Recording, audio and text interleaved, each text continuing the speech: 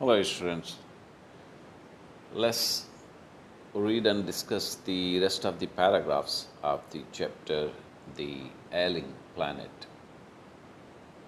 In my previous video, I have explained about the paragraphs where Mr. L.K. Jha he raised some questions, and the most important question was, are we to leave our successors a scorched planet of advancing deserts, improvised landscapes, and ailing environment?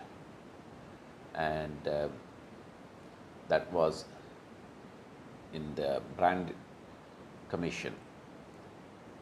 So I'm going to read the further paragraphs starting from Mr. Lester R. Brown.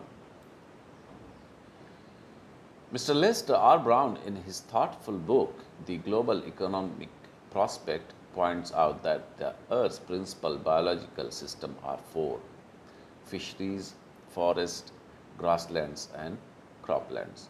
And they form the foundation of the global economic system. In addition to supplying our food, these four systems provide virtually all the raw materials for industry except minerals and petroleum derived synthetics.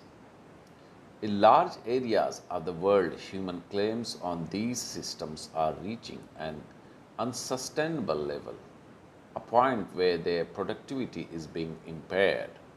Where this happens, fisheries collapse, forests disappear, grasslands are converted into barren wastelands, and croplands detroit.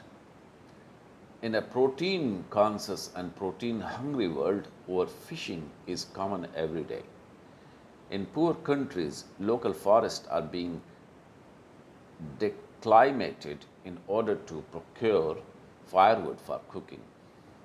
In some places, firewood has become so expensive that what goes under the pot now costs more than what goes inside it. Since the tropical forest is the words of Dr. Myers, the powerhouse of evolution, several species of life face extinction as a result of its destruction. It has been well said that forests precede mankind, deserts follow. The world's ancient patrimony of tropical forest is now eroding at the rate of 40 to 50 million acres a year, and the growing use of dung for burning deprives the soil of an important natural fertilizer.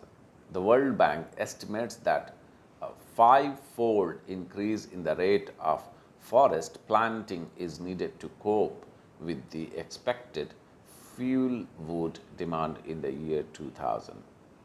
James Smith, the president of World Resources Institute, said the other day, we were saying that we are losing the forest at an acre a second, but it is much closer to an acre and a half to a second. So here are some words.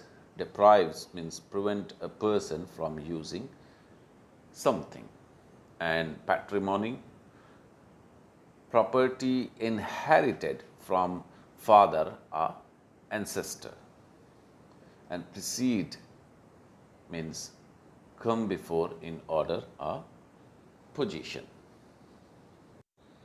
Article 48A of the Constitution of India provides that the state shall endeavour to protect and improve the environment and to safeguard the forest and wildlife of the country. But what causes endless anguish is the fact that laws are never respected nor enforced in India. For instance, the Constitution says that casteism, untouchability, and bonded labor shall be abolished, but they flourish shamelessly even after 44 years of the operation of the Constitution. A recent report of our Parliament's Estimates Committee has highlighted the near catastrophic depletion of India's forest over the last 4 decades. India, according to reliable data, is losing its forest at the rate of 3.7 million acres a year. Large areas officially designated as forest land are already virtually treeless. The actual loss of forest is estimated to be about 8 times the rate indicated by government statistics. So it's quite simple to understand about the what the Article 48A of the Constitution of India says. It is state that the state shall endeavor to protect. Endeavor means trying hard to achieve something. And here the word anguish means pain or suffering. Casteism is like discrimination on the grounds of caste, like SC, ST, upper caste, lower caste. And the word catastrophic depletion means a harmful reduction in a number of something. A 3-year study using satellites and aerial photography conducted by the United Nations warns that the environment has deteriorated so badly that it is critical in many of 88 countries investigated. There can be no doubt that the growth of world population is one of the strongest factors distorting the future of human society. It took mankind more than 1,000,000 years to reach the first billion. That was the world population around the year 1800. By the year 1900, a second billion was added, and the 20th century has added another 3.7 billion. The present world population is estimated at 5.7 billion. Every 4 days, the world population increases by 1 million. So, the United Nations, they conducted 3-year study programs using satellites and aerial photography, and this is what they have found out. This is the data they have described here. And here the word distorting means disfigure or deform. Fertility falls as incomes rise, education spreads, and health improves. Thus, development is the best contraceptive. But development itself may not be possible if the present increase in numbers continues. The rich get richer, and the poor beget children, which condemns them to remain poor. More children does not mean more workers, merely more people without work. It is not suggested that human beings be treated like cattle and compulsorily sterilized, but there is no alternative to voluntary family planning without introducing an element of coercion. Coercion means force, like the choice is really between control of population and perpetuation of poverty. So the word perpetuation means like keep going on the same thing, and voluntary, as you know, that it's given of one's free will, means somebody wants to do something at his or her will. And sterilized means make free from bacteria or other microorganisms. Condemns, find guilty of something, and beget means give life to. So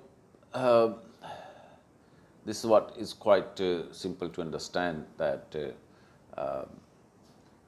fertility falls as incomes rise, education spreads, and health improves. Thus, development is the best contraceptive. But development itself may not be possible if the present increase in numbers continues. Obviously, it's talking about the population, and we have seen this in so many countries. The rich get richer. What are the reasons? That's what the reason the article is describing here.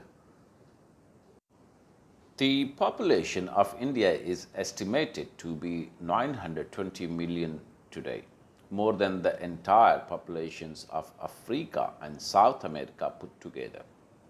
No one familiar with the conditions in India would doubt that the hope of the people would die in their hungry hutments unless population controls is given topmost priority. Hutments means here collection of huts like chopris. For the first time in human history, we see a transcending concern. Transcending concern, a concern that existed for a very long time and has passed on.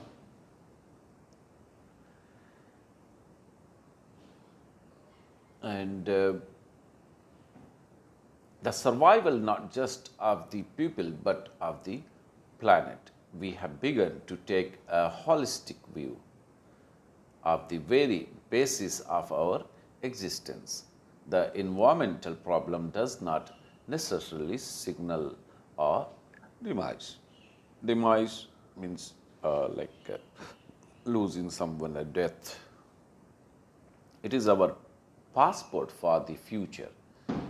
The emerging New World vision has assured in the era of responsibility. It is a holistic view, an ecological view, seeing the world as an integrated whole rather than a dissociated collection of parts. Industry has a most crucial role to play in this new era of responsibility. What a transformation would be affected if more businessmen shared the view of the chairman of DuPont, Mr. Edgar S. Woolard, who 5 years ago declared himself to be the company's chief environmental officer. He said, "Our continuous existence as a leading manufacturer requires that we excel in environmental performance." Of all the statements made by Margaret Thatcher during the years of her prime ministership, none has passed so decisively into the current coin of English uses as her felicitous words. No generation has a freehold on this earth. All we have is a life tenancy. Tenancy means like something taken on rent with a full repairing lease. In the words of Mr. Lester Brown, we have not inherited this earth from our forefathers. We have borrowed it from our children. Here there are some words. Decisively means clear and definitive. And felicitous means well chosen.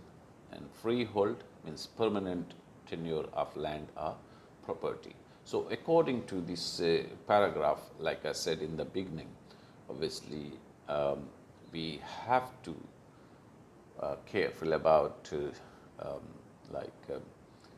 resources of this earth. And here Mr. Lester Brown, who says that we have not inherited this earth from our forefathers, we have in fact borrowed it from our children. So obviously if we have borrowed it from our children, so we have to return them with all the resources So nothing is disappeared, and there's no lack of water and other resources. So that's all, and I have already sent you summary of the entire chapter, and also you got the solutions of this chapter, question answers and things. But still, um, if you have any question or query, you can always discuss with me, and hope to go into more details when the time comes for revision before your exam. Thank you very much. Enjoy your day ahead. Bye bye.